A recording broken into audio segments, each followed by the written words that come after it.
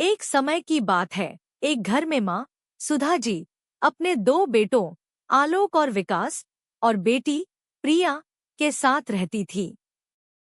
उस समय घर का सारा काम सुधा जी ही संभालती थी। घर का सारा काम उन्हीं के जिम्मे था।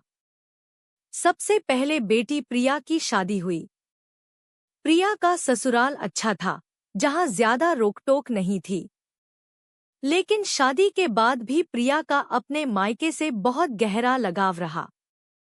वह अक्सर अपने पति को ऑफिस भेजकर मायके आ जाती। यहाँ आकर वह सारा दिन आराम करती।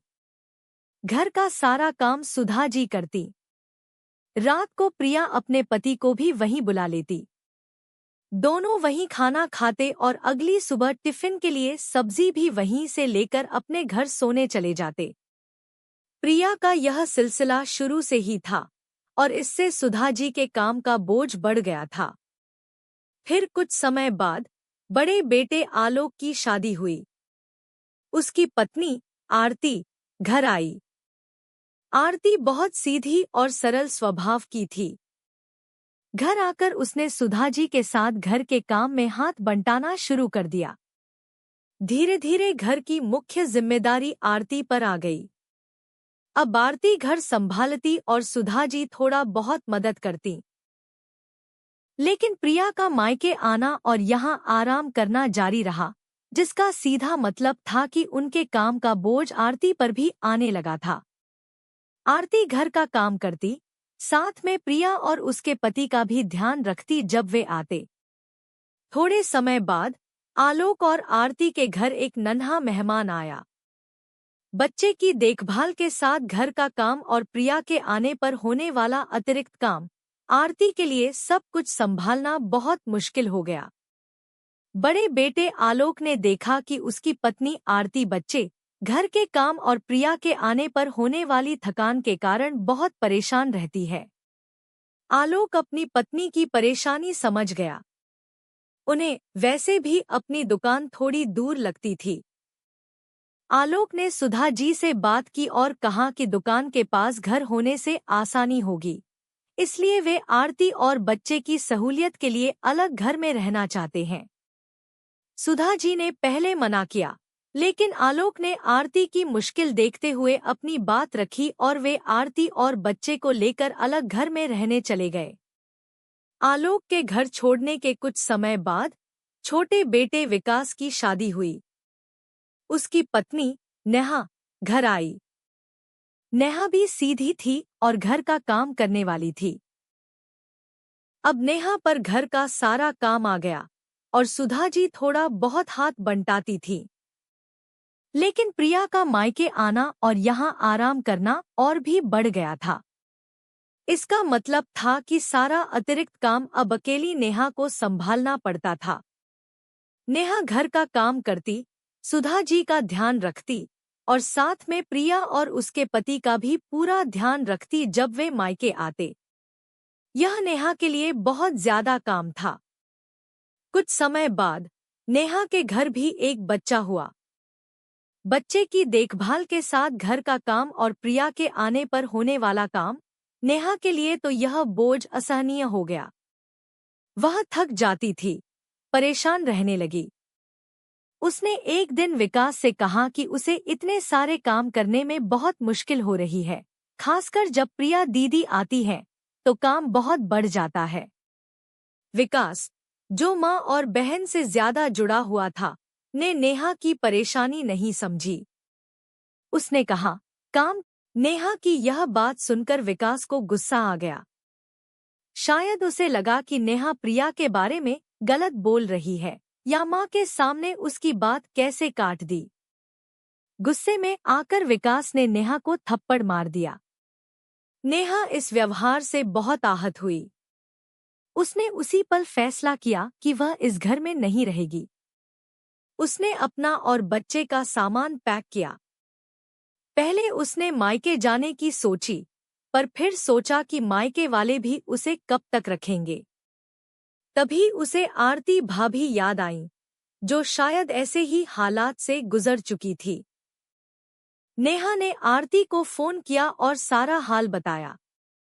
आरती ने कहा, तुम मायके मत जाओ, मेरे पास आ जाओ। नेहा अपना बच्चा लेकर आलोक और आरती के घर चली गई। विकास को लगा कि नेहा मायके गई होगी।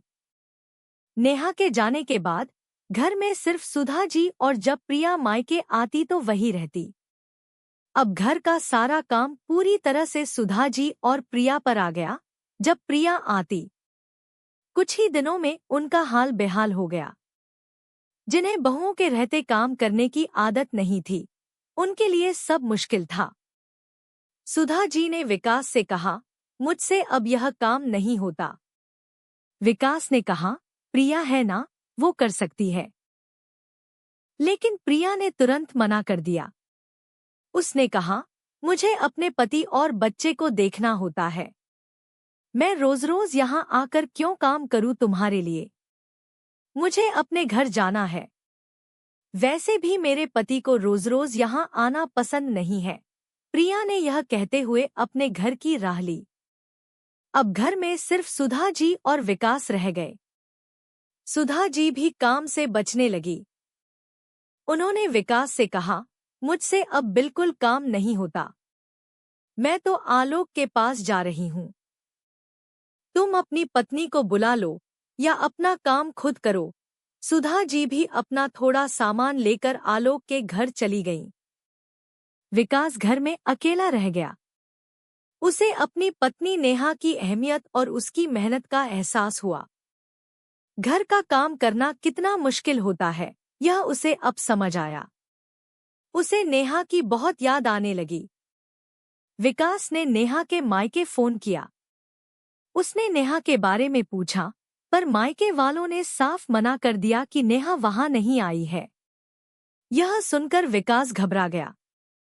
तभी नेहा के मायके वाले घबराकर विकास के घर आ गए।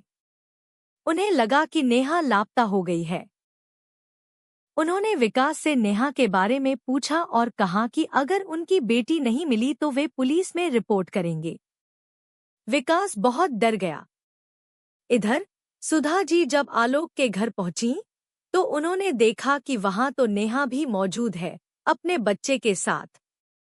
सुधा जी को थोड़ी हैरानी हुई। उसी समय नेहा के मायके वाले विकास के घर पर ही थे। सुधा जी ने तुरंत विकास को फोन करके आलोक के घर बुलाया। विकास घबराया हुआ ही आलोक के घर पहुंचा। उसने देखा कि नेहा ठीक है और आलोक और आरती के परिवार के साथ है। सुधा जी ने नेहा के मायके वालों को भी फोन करके आलोक के घर बुलाया। जब वे वहां पहुंचे तो उन्होंने देखा कि नेहा ठीक है और आलोक और आरती के परिवार के साथ है। सुधा जी ने उनसे कहा, घबराइए नहीं, सब ठीक है। आपकी बेटी यही है, मेरे बड़े बेटे के घर। कहानी का अंत सबके आलोक के घर इकट्ठा होने पर हुआ। सुधा जी और प्रिया को उनकी गलती का एहसास हो गया था। उन्हें बेटियों पर बहुओं को काम का बोझ डालने और अपनी जिम्मेदारी से भागने का अंजाम देख लिया था। उन्हें समझ आया कि हर किसी का अपना घर और अपनी जिम्मेदारी होती है और किसी को भी दूसरे की मेहनत को कम नहीं आंकना चाहिए। तो दोस्तों, यह कहानी हमें परिवार में रिश्तों और जिम्मेदारियों के सही बंटवारे की अहमियत सिखाती है।